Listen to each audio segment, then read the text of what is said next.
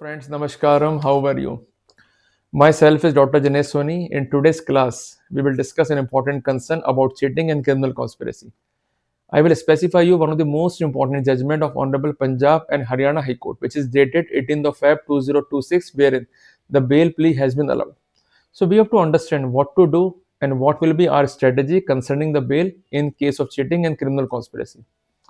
Sometimes it is seen that you have taken money from the concerned complainant for the purpose of your business operation, and further you invest the money or expended the money, but you are having the proper resources, but despite of that you are compelled to refund the amount. And in case you fail to refund, the concerned complainant might go to the police and police might lodge the FIR for cheating and criminal conspiracy. Do you think that the case appears to be of cheating or criminal conspiracy? The answer is in negative. Na, the same occur in that case. One of the person inter alia joined the telegram group. Do you think that it is a crime?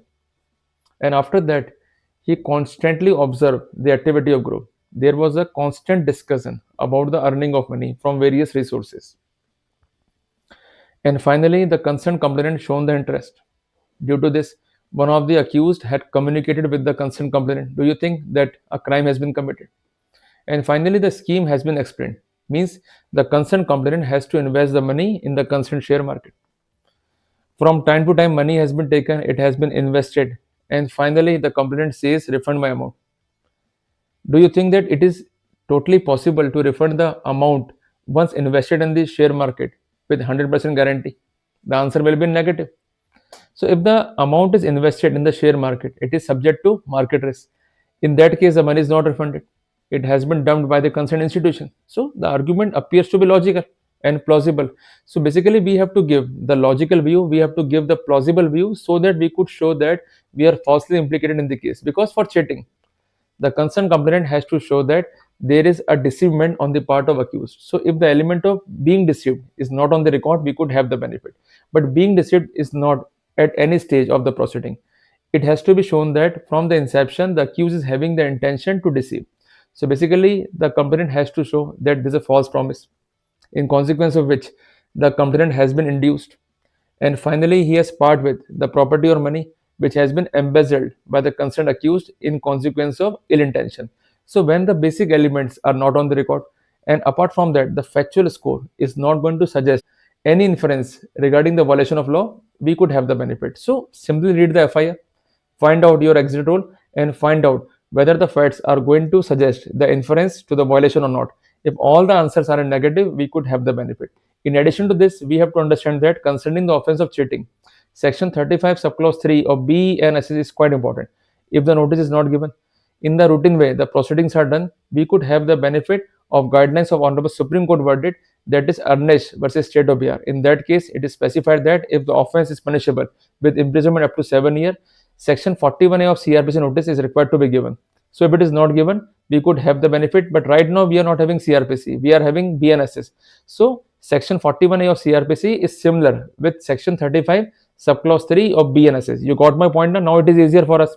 So basically, while arguing for the bail plea, you may specify that you are in custody for a long time. There is no active progression in the case, and apart from that, you are not having any criminal antecedent.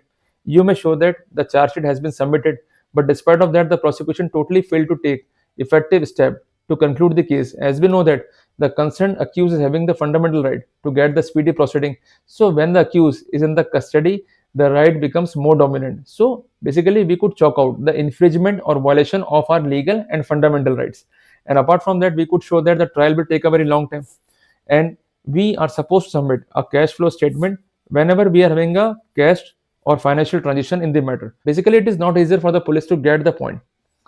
Every transaction done by a concerned complainant to you amounts to govern amounts to cheating as per general assumption of the police. So we have to show that your assumption is wrong, because whenever a money is taken by you from the complainant and entirely it is invested in stock market or it is invested in the operations, then it could not be said that mere non-refund would amount to a criminal case, because if money is given, you have invested.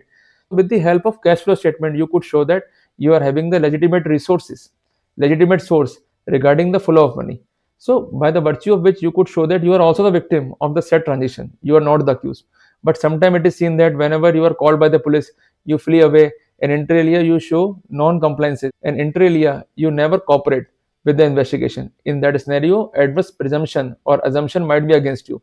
So despite of getting a flee away practice, just cooperate, just submit your proper reply, submit that you are not guilty, submit that the money taken by you entirely invested in the various scheme as per the consent of the complainant, and entire information had been given to the complainant. So there is nothing on the record to attribute that the concerned accused is having the ill intention or having any intention to embezzle any money or property of the concerned complainant.